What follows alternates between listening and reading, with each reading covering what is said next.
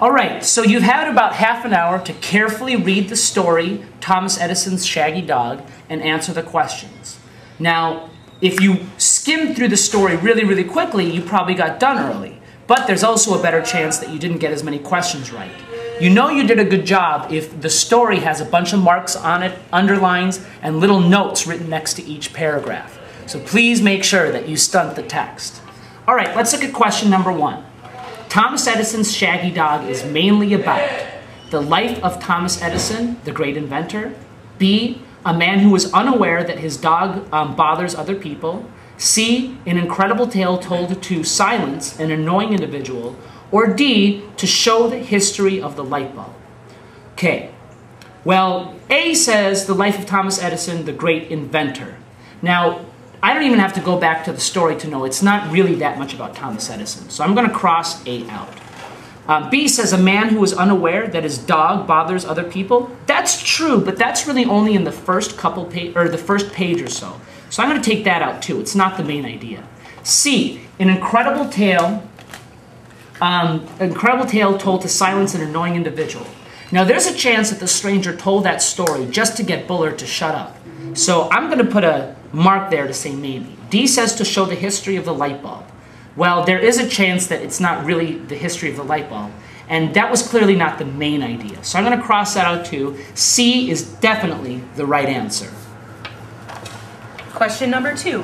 What is the phrase that best describes the theme of Thomas Edison's Shaggy Dog? Theme questions make it essential to complete reading the entire text. So we're going to go through this line by line. A, let sleeping dogs lie. B, dogs are a man's best friend. C, it's a dog-eat-dog world. And D, who let the dogs out? Who let the dogs out? All right, so right away, we know that they're going to try and trick us by putting in something goofy. We're just going to get rid of that.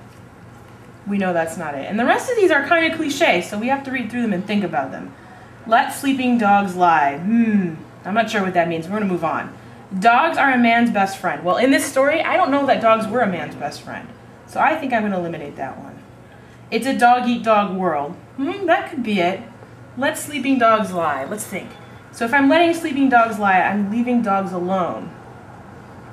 So either I'm leaving dogs alone or it's a dog-eat-dog world. I think it's going to be A, using my context clues. Number 3, what is the author's purpose in writing the story? To convince? He could be trying to convince me that, dogs are really smart. B, to amuse or entertain. C, to inform. Or D, to instruct. Well, it's not teaching me anything, so instruct and inform are out. I think this is pretty straightforward. This is kind of a funny story. It's entertaining. I enjoyed reading it, so I'm going to give it a B.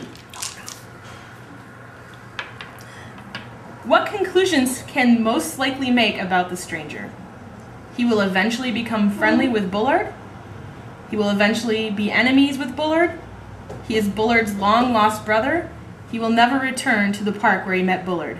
All right. So what conclusions will you most likely make about the stranger? So we're thinking about the stranger. He will eventually become friendly with Bullard. That's very unlikely. Having read the story, we know that's not true. He will eventually be enemies with Bullard. Kind of seems like he already is, but I'm going to leave that on for now. He is Bullard's long-lost brother. That's untrue. Or he will never return to the park where he met Bullard. I think that's going to be our best choice. Number 5, read the passage from the first page of the story. Harold K. Bullard told him the story of his life in the full, round tones of a public address system. Why does the author most likely say this? Well, this is a metaphor because it compares Bullard's voice with a public address system. That's like the speakers that they make the announcement over. A, to show that Bullard's voice is monotone. Monotones means like flat and uninteresting. That could be. B, to show that Bullard is loud. Public address systems aren't always loud, so I'm not sure about that. C says to show that Bullard is boring. Yeah, sometimes they're boring.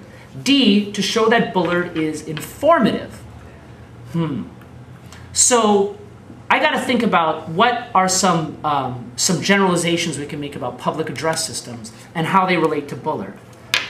Public address systems in TV shows and movies are always have somebody speaking in kind of like a monotone, bland, boring voice, okay? So it could be A, monotone, or B, boring.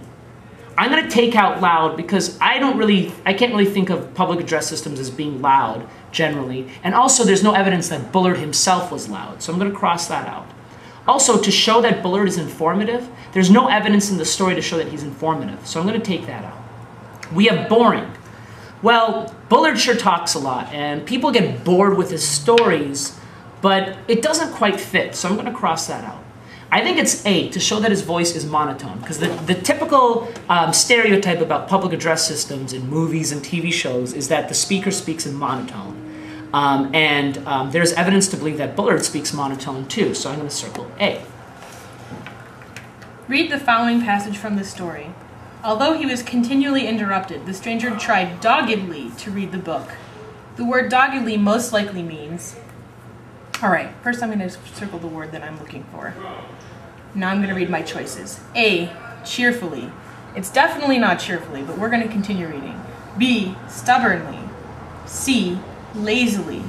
D, roughly. Alright, I'm eliminating things that I know aren't true. Cheerfully, there is nothing cheerful about this story. Stubbornly? Could be that. Lazily? Well, he didn't seem to be very active. And roughly, roughly implies there's some sort of force. I don't know that he was forcefully doing it. Doggedly, dogs are definitely lazy and they're definitely stubborn, but looking at the story and remembering what I read, I think he was more stubborn than he was lazy, because he did tell us a story. So, B. 7. Read this following passage from the story. The dog ate a great deal, but there still seemed to be